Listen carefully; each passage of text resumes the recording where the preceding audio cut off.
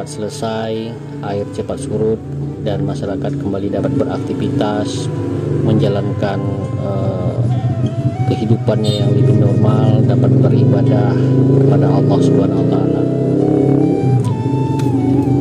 Saya ceritakan Kak dari awalnya Kak. Bantuannya berasal dari gerakan Pramuka Kooperatif Cabang Aceh Selatan yang dilakukan aksi dana dari beberapa gugus depan yang ada di Kuartir Cabang Aceh Selatan. Ini untuk daerah mana diberikan? Untuk banjir Trumon Timur, Trumon Tengah, dan semua kawasan yang ada di wilayah Trumon. Paketnya berupa apa aja Kak? Paketnya berupa ada beras, minyak, baju layak pakai, kemudian ada perlengkapan anak-anak dan juga alat tulis sekolah.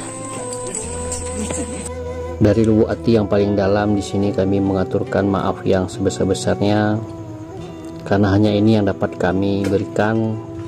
Namun percayalah, niat baik kita semua meringankan semua penderitaan saudara-saudara kita, dan juga rasa simpati terhadap